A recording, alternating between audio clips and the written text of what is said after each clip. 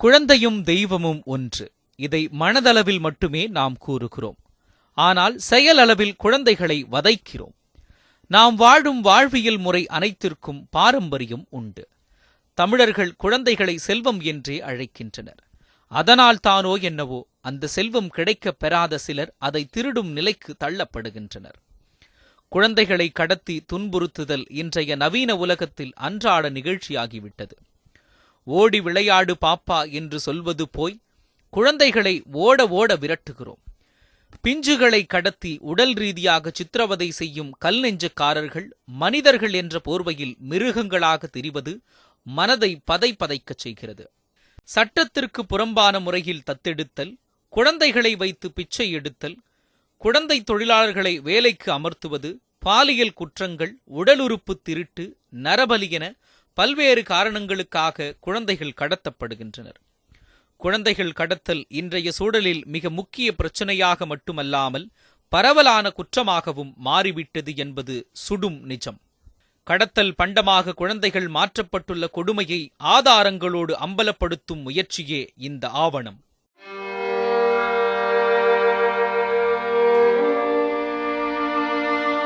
இந்தியாவில் ஒரு நிமிடத்திற்கு 29 குழந்தைகளும், ஒரு மணி நேரத்திற்கு 1768 குழந்தைகளும், ஒரு நாளைக்கு 42,434 குழந்தைகளும் பிறக்கின்றனர் என்று புள்ளி விவரங்கள் தெரிவிக்கின்றன. தமிழக மக்கள் தொகையில் 35% பேர் குழந்தைகள். இவர்களில் தினசரி நூற்றுக்கணக்கானோர் காணாமல் போவதாக புகார்கள் வருகின்றன. பலர் திரும்ப கிடைப்பதே இல்லை என தமிழக அரசின் மிஸ்ஸிங் சைல்டு பீரோ அமைப்பு கூறியுள்ளது அதிர்ச்சி தரும் தகவலாக உள்ளது. இந்தியாவில் குழந்தை கடத்தல் நெட்வொர்க் சென்னையை தளமாக பயன்படுத்துவதாக கூறப்படுகிறது. இங்கு போக்குவரத்து வசதிகள் மிகுந்திருப்பதே இதற்கு காரணம்.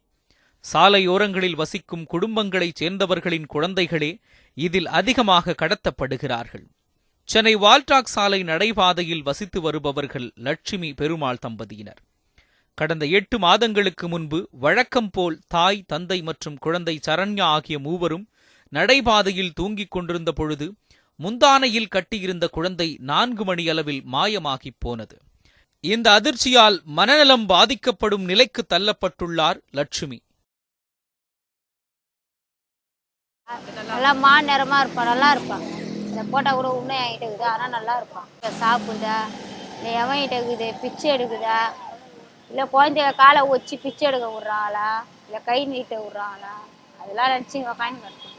எம்மனு கூட செத்து சின்ன விட்டுருவேன், ஆனால் உயிரோட இருக்குது நான் எப்படி விடுவேன்? பறிகொடுத்தவர்கள் தங்கள் குழந்தை எங்கு இருக்கிறது, உயிரோடு இருக்கிறதா, சாப்பிட்டதா என ஒவ்வொரு வேளையும் வேதனையில் தவித்து நடைபெணமாக வாழ்ந்து கொண்டிருப்பார்கள். அப்படிப்பட்ட வேதனையில் வாழ்ந்து கொண்டிருப்பவர்தான் வசந்தி. சென்னை சாலிகிராமம் மஜித் நகரில் வசிக்கிறார். 2 வயது கூட நிரம்பாத மகள் கவிதா வீட்டின் கிரில்கேட் முன்னே விளையாடிக் கொண்டிருந்த பொழுது மாயமாகி தற்பொழுது 5 வருடங்கள் ஆகிவிட்ட நிலையில் தன் குழந்தை கிடைத்துவிடும் என்ற நம்பிக்கையில் காத்திருக்கிறார். துருன்னு இருப்பான். நான் வெளி ஆளுகிட்டே யாருக்கிட்டே போக மாட்டான். எங்க வீட்டுல எல்லாருக்கிட்டே இருப்பான். நல்ல ஒரு அழகா இருப்பான். வெள்ளையா இருக்கும் குழந்தை.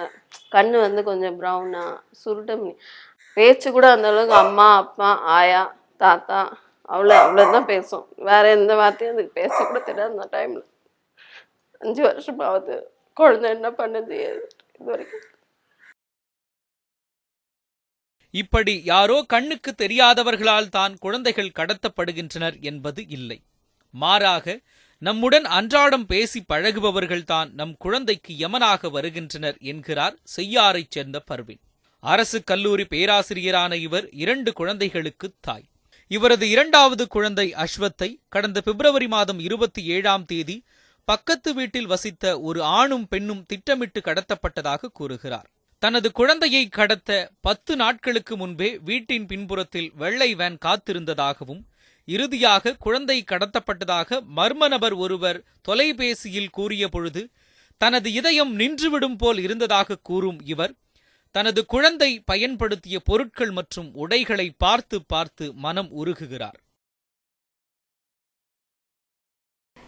எப்பவுமே வீட்டில் கூடவே இருப்பான், எப்பவுமே விளையாடிட்டே இருப்பான். எங்கே போனாலும் பின்னாடியே சுற்றிட்டே இருப்பான். பாத்ரூம் போனால் கூட பாத்ரூம்ல உள்ளே வச்சு வெளியே வா அப்படின்னு சொல்லிட்டு லாக் பண்ணிடுவான். டக்குன்னு ஓப்பன் பண்ணுறான்னா நீ என்னை விட்டு போயிட்டல உள்ள அப்படின்வான். சரி நான் வரேன் நீ ஓப்பன் பண்ணுன்னா டக்குன்னு ஓப்பன் பண்ணிடுவான். அப்போ வந்து எப்போவுமே மடியிலே எப்பவுமே கீழே படுக்க மாட்டான், மடியிலே தான் இருப்பான். என்னோட கஷ்டம் வந்து யாருக்குமே வரக்கூடாது. இவங்க தான் கடத்தியிருக்காங்க, பக்கத்து வீட்டில் இருக்க அம்பிகான்ற ஒரு லேடி தான் வந்து கடத்தியிருக்காங்க என்னோட பையனை, பிளான் பண்ணி கடத்தியிருக்காங்க. செய்யாறு அருகே உள்ள கீழாத்தூரைச் சேர்ந்தவர் லட்சுமி. கணவனால் கைவிடப்பட்ட இவர் ஒருவேளை உணவுக்கே திண்டாடும் நிலையில் தனது 12 வயது மகன் கண்ணனை கூலிக்கு மண் சுமந்து படிக்க வைக்கிறார். தினமும் பேருந்தில் பயணம் செய்து செய்யார் ஆண்கள் மேல்நிலைப் பள்ளியில் 7வது வகுப்பு படித்து வரும் இவர் தன்னை பின்தொடர்ந்த கடத்தல் கும்பலிடம் இருந்து தப்பியுள்ளார். உடல் உறுப்புக்காக இவரை கடத்தல்காரர்கள் பின்தொடர்ந்து இருக்கலாம் என்று ஊர் மக்கள் கூறுவது நெஞ்சை பதற வைப்பதாக உள்ளது. ஸ்கூல் வாசலும் வந்து என்னென்ன பக்கம் நிற்கிறான், சாலட் கூட போல. அப்புறம் பின்னாடியே ஓடியாந்தான். அப்புறம் ஜோப்லேருந்து கோணி பையெல்லாம் வச்சுருந்துக்கிறானுங்க, அதெல்லாம் பயமாக இருந்தது. அப்புறம் கை வெயினா மாதிரி இருந்தது, விட்டு ஓடியாந்துட்டேன். வந்து அடக்கிற சொல்லி போலீஸுக்கு ஃபோன் பண்ணி வர வச்சு பிடிச்சின்னு போனாங்க. அப்போ நீங்கள் என்ன படிக்கிறீங்க? என்ன பண்ண போகிறீங்க படித்து? போலீஸ் ஆகி எல்லாரையும் பண்ண கத்தி மரங்களே பிடிச்சி உள்ள போடணும். மூட நம்பிக்கையில் மூழ்கியுள்ள சிலர் பணத்தாசைக்காக தாங்கள் பெற்ற குழந்தைகளையே நரபலி கொடுக்கும் கொடுமைகளும் நடந்து கொண்டுதான் இருக்கின்றன. ஆம், மாந்திரீகத்தில் அதீத நம்பிக்கையுள்ள தனது கணவர் குழந்தையை நரபலி கொடுத்து கொன்றுவிட்டதாக கதறுகிறார் கள்ளக்குறிச்சியைச் சேர்ந்த MA பட்டதாரியான பவளக்கொடி. 2 வருஷம் கழிச்சு குழந்தை பிறந்துச்சு. அந்த குழந்தைய எங்கள் வீட்டுக்காரே பலி கொடுத்துட்டாரு. என்னன்னா அந்த பண ஆசை தான். இந்த மலையாள கூடலாம் ரொம்ப தொடர்பு இருந்துச்சு. எனக்கு இந்த விஷயம்லாம் எதுவுமே தெரியாது. இப்போ இந்த வீட்டில் தான் அந்த 48,000 செலவு பண்ணி யாகம் பண்ணியிருக்காரு. இந்த விஷயம் கூட குழந்தை இறந்ததுக்கு அப்புறம் தான் எனக்கு தெரியும். முன்னாடியே எனக்கு தெரிஞ்சிச்சுன்னா என் குழந்தைய நான் காப்பாற்றிருப்பேன். அங்கே போய் நான் பார்க்கும்போது குழந்தை வந்து மூக்குலேயும் அவுட் சைட்லேயும் பிளட்டாக இருந்துச்சு. ஒரு யாக குண்டை இருந்துச்சு. ஒரு 3 அடிக்கு காளி ஃபோட்டோ. அது காளி ஃபோட்டோ எப்படி இருந்துச்சுன்னா குதிரை முகம் இருந்துச்சு அந்த சாமிக்கு. அந்த காளி ஃபோட்டோ வச்சு சாமி கும்பிட்டுருக்காரு. இந்த குதிரை முகம் இருக்கிற அந்த சாமிக்கு 48 நாள் விரதம் இருக்குது. வாராகினி சாமி சொல்லுவார், அந்த சாமிக்கு 48 நாள் விரதம் இருக்கிறது. கடைசியில் இப்போ எல்லாம் பார்க்கும்போது என் குழந்தைய நரபலி கொடுத்துதான் மேடம் எல்லாத்தையும் என் குழந்தைய சாவடிச்சிட்டாரு. நரபலி கொடுத்து தனது தேவைகளை தேடும் பெற்றோர்கள் மத்தியில் தனது குழந்தை எங்கிருந்தாலும் நலமாக இருக்க வேண்டுமென நினைக்கும் பெற்றோர்களும் இருக்கத்தான் செய்கின்றனர். கரூர் மாவட்டம் வானமங்கலம் பகுதியைச் சேர்ந்தவர்கள் மயூரியப்பா சிம்மக்கா தம்பதியினர். விவசாய கூலிகளான இவர்களுக்கு ஏற்கனவே 6 குழந்தைகள் உள்ள நிலையில் கடந்த டிசம்பர் 8ஆம் தேதி ஓசூர் அரசு மருத்துவமனையில் திம்மக்காவிற்கு 7வதாக ஒரு பெண் குழந்தை பிறந்தது. ஏற்கனவே கடுமையான வறுமையில் உள்ள நிலையில் தனது பெண் குழந்தையை 200 ரூபாய்க்கு விற்றுவிட்டதாகவும் கூறப்படுகிறது. எனக்கு கொடுத்துட்டேன், நல்லா போடுங்களேன்னு கொடுத்துட்டேன். 200 ரூபாய் காசு கொடுக்குறேன் வானான்னு சொன்னேன். சரி போடுது எங்கே எடுத்து போப்பா பஸ் சார்ஜுக்கு நான் கொடுத்தேன். எடுத்துக்கணும் நான் வந்தேன் சார். பசங்களுக்கு சாப்பாடு இல்லை, கூலி 200 ரூபாய் கூலி கொடுக்குறதில்ல, மழை இல்லை, என்ன போடு சார், என்ன செய்யறது கொடுத்துட்டேன் சார்.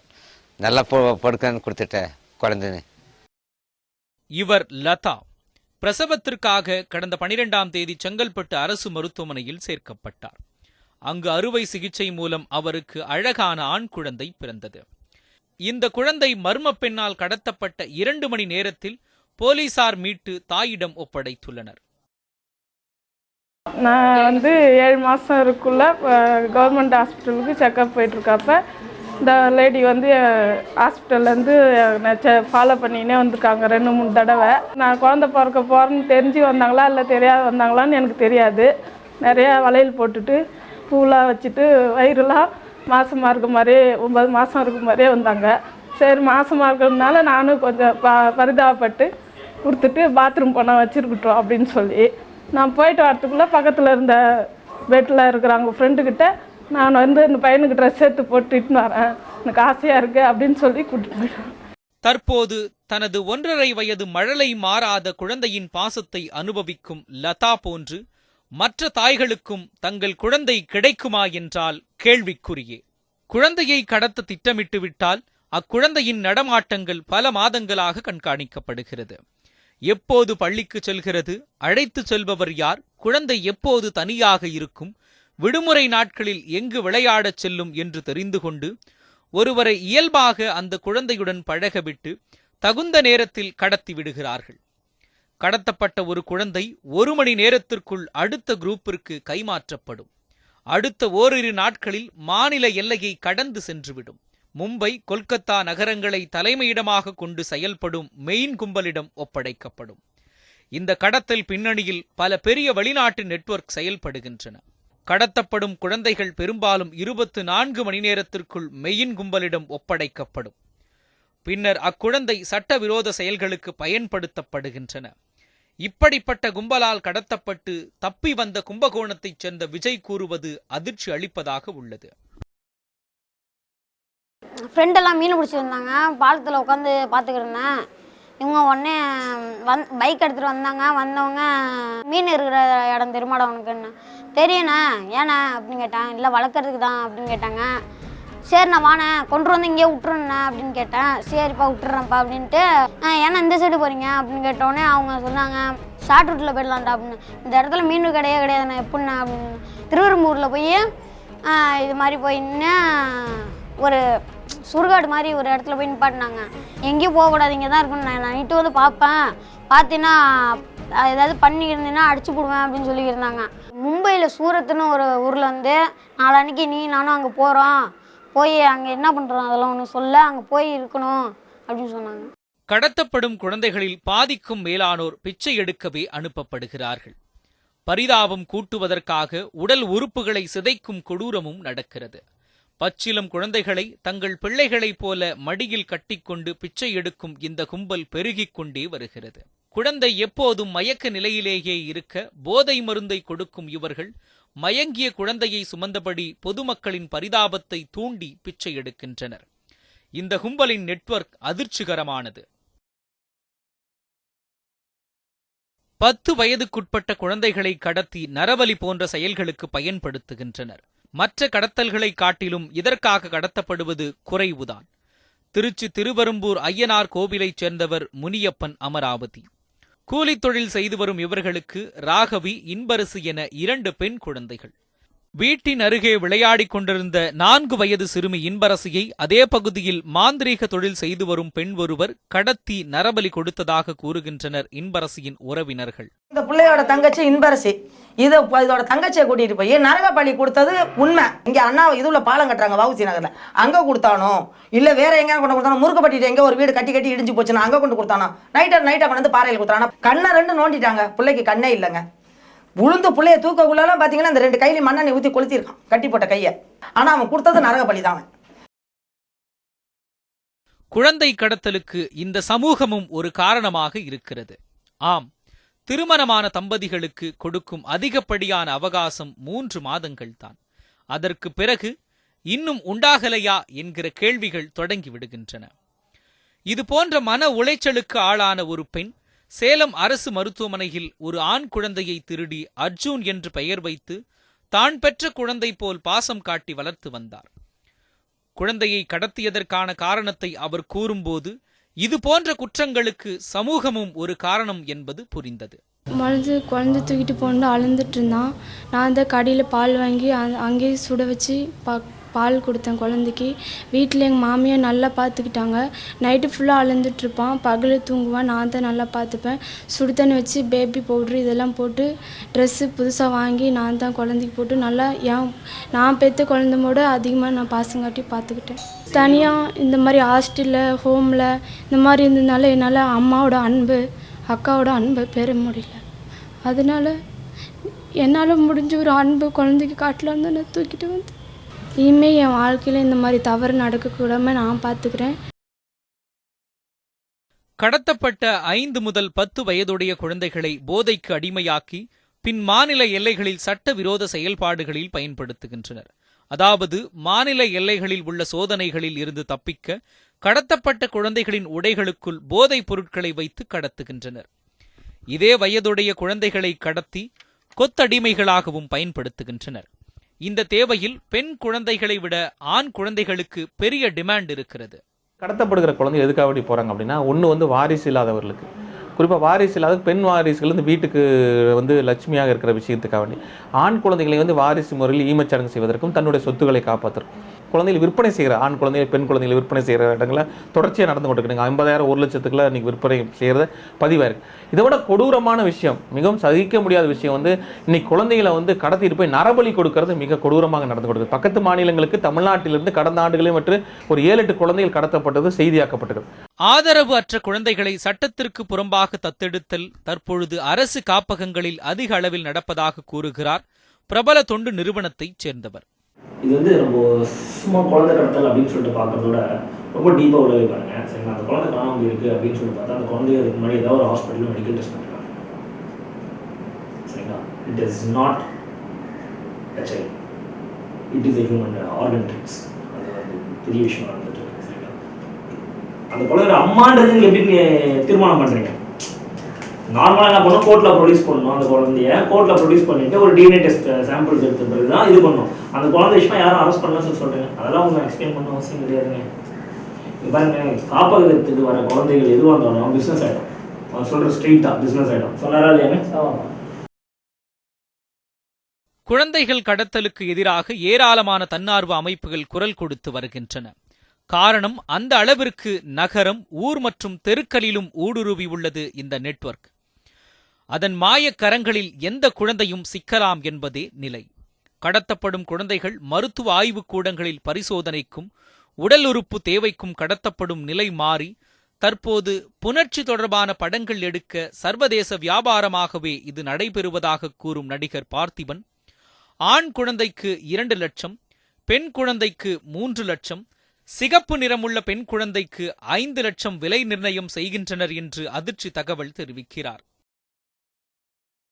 இந்த குழந்தைங்களை வச்சு பெரியவங்களை வச்சு என்ன மாதிரி படங்கள் எடுப்பாங்களோ அந்த குழந்தைங்களை வச்சுட்டு ஒரு 8 வயசு 10 வயசில் அந்த மாதிரி ஒரு அருவருப்பான படங்கள் எடுக்கிறதுக்கும் முயற்சி ரெடியாக. உலகம் வந்து ஒரு பக்கம் இப்படி இருந்தால் கூட ஒரு பக்கம் ஒரு அருவருப்பை ரசிக்கிறதுக்குன்னு ஒரு கூட்டம் இருக்குது. அவங்களுக்காக இந்த குழந்தைகள் விற்பனை செய்யப்படுறாங்க, அவங்களுக்காக இந்த குழந்தைகள் வளர்க்கப்படுறாங்கன்னு கேள்விப்படும்போது ரொம்ப அதிர்ச்சி. ஒரே ஒரு நாள் கூட இதை தள்ளிப்படக்கூடாது.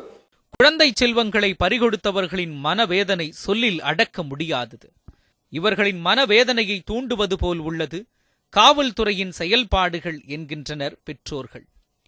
தன் குழந்தை திட்டமிட்டுதான் கடத்தப்பட்டது என்பதற்கான அனைத்து ஆதாரங்களையும் காவல்துறைக்கு கொடுத்த பின்னும் காவல்துறை விரைந்து நடவடிக்கை எடுக்காதது தங்களுக்கு சந்தேகத்தை ஏற்படுத்துவதாக கூறுகின்றனர். கிட்டத்தட்ட இன்னையோட 10 மாதம் சரியாக முடிஞ்சு போச்சு. ஆனால் எனக்கு காவல்துறை மேலே சுத்தமாக நம்பிக்கை கிடையாது. ஏன்னாக்கா காவல்துறை கூட இதில் ஒரு சில நபர்கள் இதில் சம்மந்தப்பட்டிருக்காங்க, அதனால் இதை மூடி மறைக்கிறாங்க தான் நான் நினைக்கிறேன். 4-5 மாநிலம் சுற்றி கூட பார்த்தாச்சு, நீதித்துறையை நம்பிட்டு இருக்கோம். இப்போதைக்கு ஒரு சில காப்பகங்களை போய் பாருங்கன்னு சொல்லிட்டு சொல்லியிருக்கிறாரு. காப்பாற்றிக்கிட்டு போகும்போது அந்த காப்பாற்றில் இருக்கிற ஒரு உயர் அதிகாரி குழந்தைய ஃபோட்டோ வந்து பார்த்த உடனே நான் சொல்கிறேன், இது வந்து ஆன்லைனில் இந்த குழந்தைய காட்டுறேன், இந்த மாதிரி குழந்தை எதனா இருக்கான்னு காட்டுறேன். அவர் என்ன சொல்கிறேன்னா, சார் இது வந்து பெரிய மாஃபியா சார், இது வந்து ஆன்லைனில் எப்போ சேல் ஆகிட்டு இருக்கோம், இது கண்டிப்பாக கிடைக்கிறது வாய்ப்பு கம்மி தான், இது வந்து எல்லாம் காப்பகங்கள் வராது, குழந்தைங்க அம்மா அப்பா இல்லாதது தான் வரும், இந்த மாதிரி பிள்ளைங்கள்லாம் வந்து காப்பகத்துக்கு வராது, இது கண்டிப்பாக சேல் ஆகிட்டு இருக்கோம். மாவட்டத்தினுடைய உயர் அதிகாரி, இத்தனைக்கும் அந்த காப்பகங்களை நிர்வகிக்கக்கூடிய அரசு அதிகாரி பேசுகிறாரு. பழைய வண்ணாரப்பேட்டை காலிங்கராயன் தெருவைச் சேர்ந்தவர் கூலி தொழிலாளியான மணிகண்டன். இவரது மனைவி இந்திரா. இவர்களுக்கு ஒரு ஆண் குழந்தை உள்ள நிலையில் இரண்டாவதாக பிறந்த பெண் குழந்தை ஒன்று 17 நாட்களே ஆன நிலையில் ராயபுரம் அரசு மருத்துவமனையில் கடத்தப்பட்டுள்ளது. இந்த கேள்வி கேட்ட எங்களை மனசில் வச்சுட்டாங்க. இந்த குழந்தை நீங்க தான் விட்டீங்களா, குழந்தை எப்படி போச்சு, திருப்பி என்னாச்சு, திருப்பி உடனே வராது, திருப்பி என்னாச்சு, உங்களால் முடியாத எதுவுமே இல்லை, போலீஸ்காரால முடியாத எதுவுமே இல்லை, எப்படினாலும் அவங்க பிடிக்கலாம். சிஎம் செல்லுக்கு போனால் சிஎம் செல்லு என்ன சொல்கிறாங்க, நான் அங்கே போயிடுச்சு, நீங்கள் டேஷன் நடப்போங்க, டேஷன் நட போய் கேட்டால் கோர்ட்டுக்கு போயிடுச்சு, கோர்ட்டில் போய் கேளுங்க, கோர்ட்டில் போய் திருப்பி கேட்டால் கோர்ட்லேருந்து கமிஷனர் ஆஃபீஸுக்கு போயிடுச்சு, நீங்கள் அங்கே போய் கேளுங்க. குழந்தை கச்சா போதும் தான் நாங்கள் இது பண்ணுறோம், நீங்கள் இவ்வளோ கொடுங்க நாங்கள் அவ்வளோ கொடுங்கன்ட்டு நாங்கள் இது அதுக்கோசமாக போய் இதெல்லாம் ஏது போகல. 10 மாதம் பெற்று குழந்தைய வளர்த்தது அதுக்கோசமே நாங்கள் போகிறோம். தமிழகத்தில் கடந்த ஆண்டில் மட்டும் 600க்கும் மேற்பட்ட குழந்தைகள் கடத்தப்பட்டுள்ளனர். இதில் 300க்கும் மேற்பட்டோர் பெண் குழந்தைகள். தமிழகத்தில் கடந்த 3 மாதங்களில் மட்டும் 50க்கும் மேற்பட்ட குழந்தைகள் கடத்தப்பட்டுள்ளனர். சராசரியாக ஒரு நாளைக்கு 2 குழந்தைகள் கடத்தப்படுகின்றனர். கடத்தல் கும்பலுக்கு தமிழகம் மட்டுமின்றி இந்தியா முழுவதும் பல்வேறு மாநிலங்களில் நெட்வொர்க் உள்ளது தெரிய வந்துள்ளது. காவல்துறையினர் பற்றாக்குறையால் கடத்தல் கும்பலை பிடிப்பதில் சிக்கல் ஏற்பட்டுள்ளதாக கூறுகிறார் தமிழ்நாடு மாநில குழந்தைகள் உரிமைகள் ஆணையத்தின் உறுப்பினர் ஜெயந்தி ராணி. ஒரு குழந்தைய காணான்னு ஒரு பெற்றோர் சொல்றாங்கன்னா முதல்ல தயவு செஞ்சு எல்லா ஸ்டேஷன்லையும் எஃப்ஐஆர் பதிவு பண்ணுங்க அப்படின்னு சொன்னது தான். ஸோ அது இன்றைய வரைக்கும் நடைமுறையில் சரியாக வந்திருக்குதா அப்படின்னு பார்த்தா அதில் கொஞ்சம் லேக்கிங் இருக்க தான் செய்யுது. ஏன்னா சாதாரணமாக ஒரு ஸ்டேஷனுக்குள்ளார போய் நீங்கள் என் குழந்தைய காணா நீங்கள் கண்டுபிடிச்சி தாங்க அப்படின்னு சொன்னோம்னா முதல்ல அவங்க கேட்குற கேள்விகள் 1000 கேள்விகள் இருக்குது. ஸோ நீ போய் தேடிட்டு வா, நீ போய் எல்லா பக்கமும் தேடிட்டு கிடைக்கல அப்படின்னா சொல்லு, நான் அதுக்கப்புறம் என்ன பண்ணுறதுன்னு பார்க்குறேன். ஸோ அதுலேயே ஒரு 4 நாளுக்குள்ளார இந்த குழந்தை எத்தனையோ இடங்களுக்கோ இல்லை இந்த நாட்டை விட்டோ கூட கடத்தப்பட்டிருக்கலாம். குழந்தை கடத்தப்பட்ட செய்தி வருகிறதே தவிர அது மீட்கப்பட்டதா என்றால் பெரும்பாலும் வருவதில்லை. கடத்தப்படும் 100 குழந்தைகளில் 10 முதல் 20 குழந்தைகள்தான் நல்ல நிலையிலோ சேதாரங்களுடனோ மீட்கப்படுகின்றனர். மற்ற குழந்தைகளின் நிலை அறியப்படாதது. கடத்தல்காரர்களை அடையாளம் கண்டுவிடுவதால் கடத்தப்பட்ட பெரும்பாலான குழந்தைகள் கொல்லப்பட்டு விடுகின்றனர். கடத்தப்படும் குழந்தைகளில் 10 முதல் 20% குழந்தைகள்தான் மீட்கப்படுகின்றனர் என்பதுதான் வேதனைக்குரிய செய்தி. குழந்தை கடத்தல் என்பது கொலைக்கு சமமான குற்றமாகும். ஆனாலும் கடத்தல் கும்பல் அவ்வளவு எளிதில் பிடிக்க முடியாத அளவிற்கு மக்களுடன் மக்களாக வாழ்ந்து வருகின்றனர். உங்கள் குழந்தைகளிடம் முன்பின் தெரியாத புதிய நபர்கள் பழகுவதையும் அவர்களுடன் அனுப்பி வைப்பதையும் தவிர்க்க வேண்டும். வெளியிடங்களுக்கு குழந்தைகளை அழைத்து செல்லும் போது உங்கள் கண் பார்வையில் குழந்தைகள் இருப்பதை உறுதி செய்து கொள்ளுங்கள். குழந்தைகள் பாதுகாப்பில் கூடுதல் கவனமுடன் இருக்க வேண்டிய தருணம் இது. பொறுப்பும் பொதுநலத்துடனும் உளவு பார்வை குழு நியூஸ் 7 தமிழ்.